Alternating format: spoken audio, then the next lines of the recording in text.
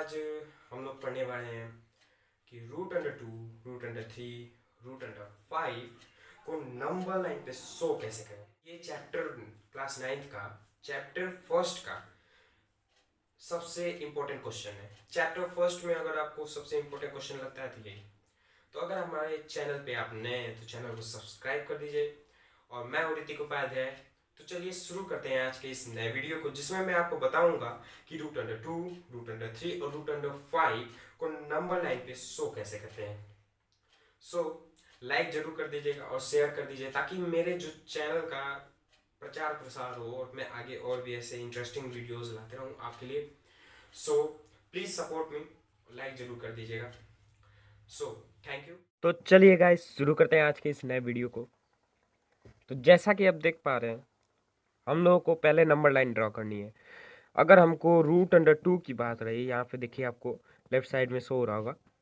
अगर √2 की बात कर रहे हैं हम, तो √2 में हमको क्या करना है कि सबसे पहले तो नंबर लाइन ड्रॉ करनी है। सिंपल सी बात है, नंबर लाइन पे हमको इन मतलब संख्याओं को दिखाना है। तो नंबर लाइन आपको ड्रॉ करनी है, तो क्या करिए कि पहले तो एक लाइन ड्रॉ कर लीजिए। जैसा कि आप देख पा रहे हैं, मैं एक लाइन ड्रॉ कर रहा हूँ। मैंने एक 15 सेंटीमीटर की लाइन ड्रॉ कर दी। अब ये ज़रूरी नहीं है कि आप 15 ही सेंटीमीटर की लाइन ड्रॉ करें। आप बहुत ज़्यादा मतलब आप अपने हिसाब से और भी लाइन ड्रॉ कर सकते हैं। मैं ड्रॉ कर दी। अब मुझे क्या करना है कि मैं जो पॉइंट्स देते हैं ना, 0, 1, 2, जैसे मान लीजिए कि मैंने यहाँ पे 0 लिख दिया, यहाँ पे 1 लिख दिया और इधर माइनस में चला जाता है। तो इन सब पॉइंट को दर्शाने के लिए आपको इन मतलब पॉइंट के बीच में बराबर दूरी लेनी पड़ेगी आपको।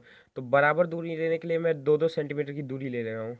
इधर से 2 सेंटीमीटर ये आपको दिख रहा होगा, फिर इधर से 2 सेंटीमीटर ये, फिर इधर से ये, फिर इधर से ये, फिर ये। ऐसे आपको 2-2 सेंटीमीटर की दूरी ले लेनी है। तो जब 2-2 सेंटीमीटर की आप दूरी ले लेते हैं, तो आपको क्या करना है, इनको नंबर फिल कर देना है।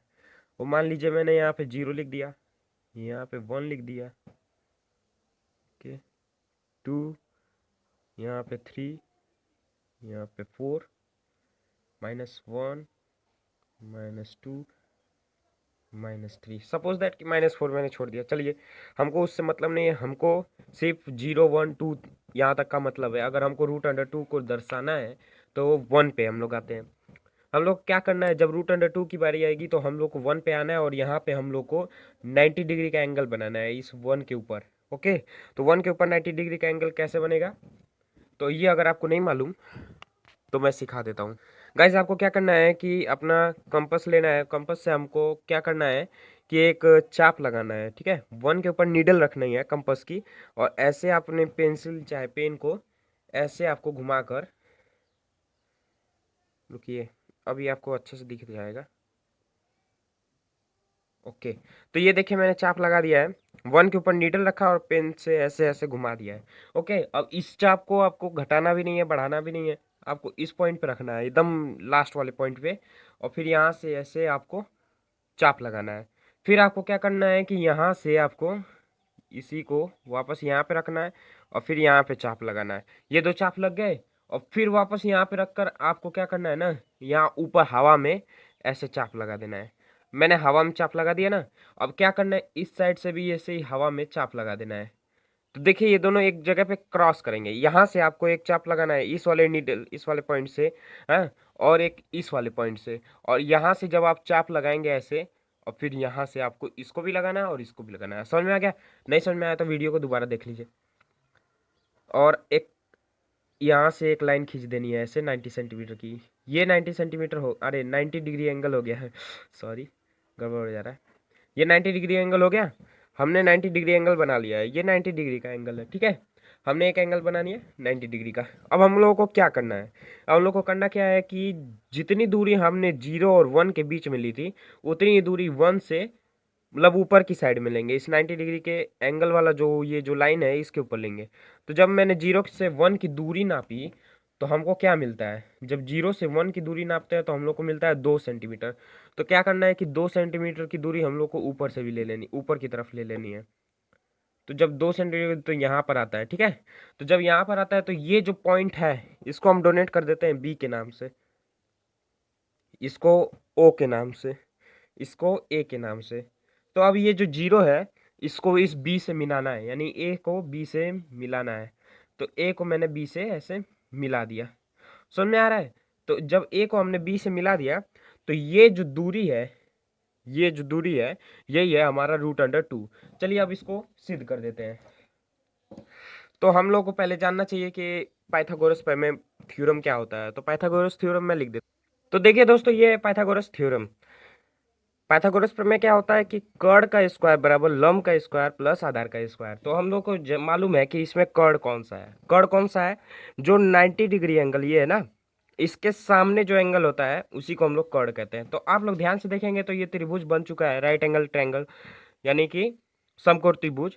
तो हम लोग के पास यहाँ पे एक समकोण है, यानी 90 डिग्री है कि नहीं? यहाँ पे एक 90 डिग्री है, मैं इसको बना देता हूँ।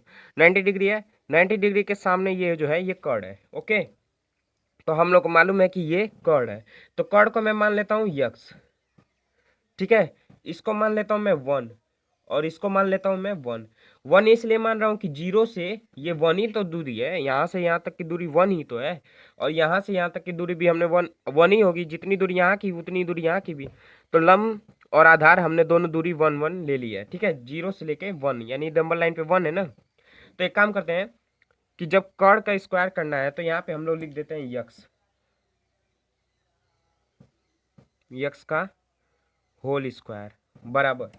अब हम लोग लिख देते हैं यहाँ पर लंब, लंब कितना है? 1।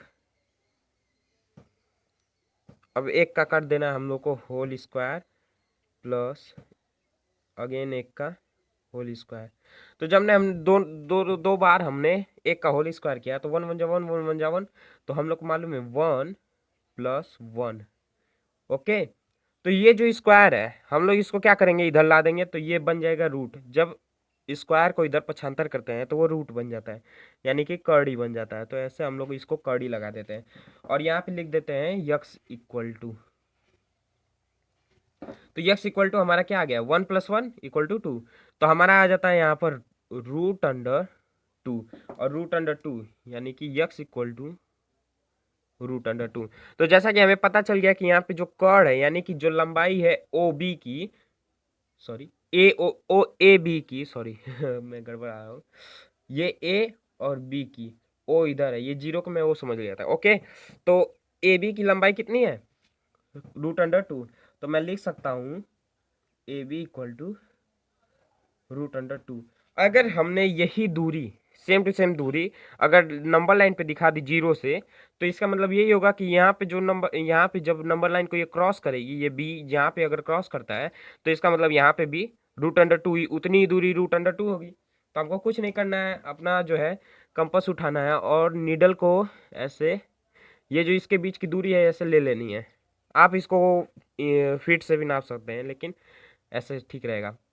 हमने यहाँ से दूरी ले ली और दूरी लेने के बाद आपको ऐसे ऐसे dot dot dot dot dot dot करके ऐसे नंबर लाइन को क्रॉस कर देना है। और जब आप नंबर लाइन को क्रॉस करते हैं तो इसी बिंदु का नाम लिख देना है P। तो हम लोग जानते हैं कि P बराबर √2। ओके, तो ये सिद्ध हो गया। अब आप पूछेंगे P बराबर √2, तो मैंने पहले ही बताया ना कि 0 से B की दूरी, 0 से P की दूरी, दोनों आपस में बराबर हैं। ओके, तो अगर वीडियो समझ में आया होगा तो बता दीजिएगा, नहीं तो दोबारा देख लीजिए। अब हम √3 की बारी। √3 के लिए आपको जानते हैं क्या करना है? पहले तो ये जो यहाँ पर जो ये B बिंदु है ना, B बिंदु, यहीं पर बस आपको 90 डिग्री का एंगल बनाना है, इसको बेस मानकर। अब देखिए, यक्स को हमने बेस मान लिया, ठीक है। यक्स को हमने क्या मान लिया? बेस मान लिया। अब यक्स पे जैसा कि हमने यहाँ से 90 डिग्री का एंगल ड्रॉ किया था 1 के ऊपर, वैसे ही 1 की जगह पे अब बी के ऊपर भी 90 डिग्री का एंगल ड्रॉ करना है। तो ऐसे बी के ऊपर रख लेना है और अब चाप यहाँ से ऐसे लगाना, ओह सॉरी, अब चाप यहाँ से ऐसे लगा देना है। अब आप देख पा रहे हैं कि यहाँ पे लगा दिया है, तो मैं लिख देता हूँ। ओके, तो अब देखिए यहाँ से जब मैंने चाप लगा दिया है तो ये 90 डिग्री का एंगल हमको यहाँ पे बनाना है। तो वही चाप हम लोग को रखना है, जो चाप हमने यहाँ से यहाँ तक की दूरी के लिए जो चाप रखा था, उसी चाप को क्या करना है कि इस जगह पे रखना है, ठीक है। नीडल को, और उसी चाप से यहाँ पर एक और चाप लगा देना है, यानी कि जो इसकी जो लेंथ है उसको कम नहीं करना है, अपने कंपास की लेंथ को। फिर उसके बाद यहाँ पर फिर से हम लोग को इसको रखना है और यहाँ पे अगेन कट कर देना है, और यहाँ सॉरी ये हिल गया, ऊपर की साइड फिर से यहाँ पे कट कर देना है। हाँ, और फिर यहाँ पर आप देख पा रहे हैं यहाँ पर एक और है, और यहाँ से ऐसे कट कर देना है। तो आप देखिए यहाँ हवा में एक कट हुआ, तो इस हवा को क्या करना है, इस हवा में जो कट है उसके बीच से एक लाइन ले जानी है बी के पास, यानी बी से ही ले जाते हैं हम। चलिए बी से ले जा रहे हैं एक लाइन हम, इस कट से थोड़ा सा तिरछा चला गया, चलिए इसको सीधा कर देता हूँ, ये तो गड़बड़ हो गया, रुकिए बना देता हूँ। अभी तत्काल में वीडियो बहुत लंबा हो जाएगा अगर मैं दोबारा बनाने लगूँ तो। चलिए कोई बात नहीं, इससे ज़्यादा फायदा नहीं पड़ता है, वैसे भी आप जानते हैं कि कंपास हल्का फुल्का इधर उधर हो ही जाता है। ओके, तो जैसा कि आप देख पा रहे हैं कि हमने एक और लाइन बना ली है। अब क्या करना है ना कि जब यहाँ पर हमारा प्रोसेस क्या था, 1 से जितनी दूरी 0 से 1 है उतनी दूरी हमने ली थी ना बी की, वही दूरी अब क्या करना है कि बी से आगे तक लेना है। तो अब मैं क्या करता हूँ, 0 से 1 की दूरी जितनी है उतनी दूरी बी से और 90 डिग्री के एंगल पे ले लेता हूँ, यानी कि अगर 0 से 1 के बीच की दूरी कितनी है 2 सेंटीमीटर, जैसा कि मैंने पहले ही बताया 2 सेंटीमीटर है, तो बी जो है यानी कि बी जो है यहाँ से भी हमको 2 सेंटीमीटर की दूरी लेनी पड़ेगी, सिंपल सी बात है। तो मैंने 2 सेंटीमीटर पे ऐसे मार्क कर दिया और इसको मैंने क्यू बिंदु कर दिया है, कैपिटल क्यू। अब मुझे क्या करना है कि ये जो क्यू बिंदु है, इस थोड़ा ब्राइट कर देता हूँ, जो ये क्यू बिंदु है इसको 0 से मिला देना है। अब मैं जब इसको 0 से मिला देता हूँ तो ये लाइन बन जाती है हमारी, क्या मान लूँ, यक्स डैश मान लेता हूँ, यक्स डैश इस लाइन की दूरी, ठीक है। तो हम जानते हैं ओ क्यू बराबर हमको फाइंड करना है।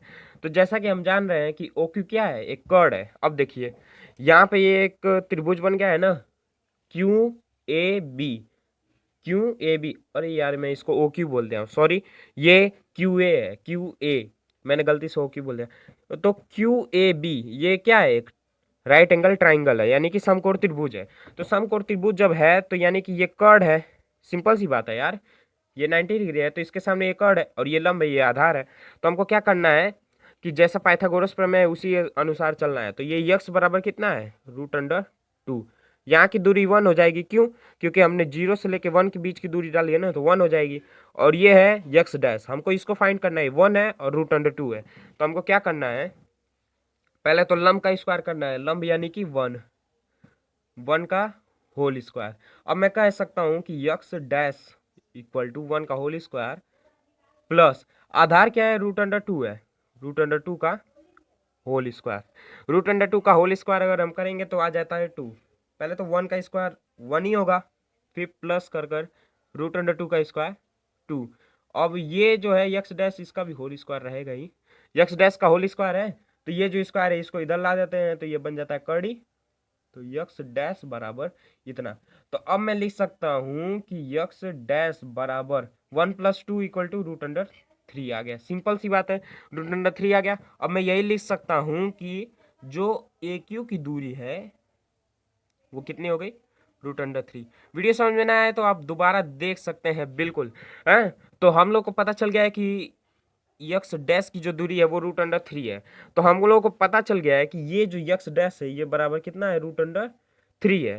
तो जब ये बराबर √3 है तो हमको क्या करना है कि यही दूरी अगर हम ऐसे लिया कर नंबर लाइन पे रख दें तो इसका मतलब कि ये 0 से बीच की दूरी यहाँ पर भी √3 है, तो यहाँ पे भी √3 ही होगी। तो हम क्या करते हैं ना कि इसके बीच की जो दूरी है इसको नापेंगे नहीं, ऐसे कंपास से ही कर देते हैं, इससे भी बहुत आसान रहता है, ऐसे कंपास से इसकी बीच की दूरी ले लेनी है। अब आपको क्या करना है, ये दूरी लेकर ऐसे ऐसे डॉट डॉट डॉट डॉट करके जैसा आपने √2 के बीच में किया था ऐसे आपको ले आ देना है, और जहां पर ये नंबर लाइन को क्रॉस करता है वही बिंदु आपको √3 है, यही बिंदु हमारी √3 है। जैसे कि ये P जो है √2 है और ये क्या हो गया हमारा √3 हो गया। अगर वीडियो पसंद आया तो लाइक कर दीजिएगा, खैर ये तो मैं बाद में कह देता हूँ। √5 जो है हम लोग अगले वीडियो में फाइंड करेंगे क्योंकि वीडियो बहुत लंबा हो जा रहा है।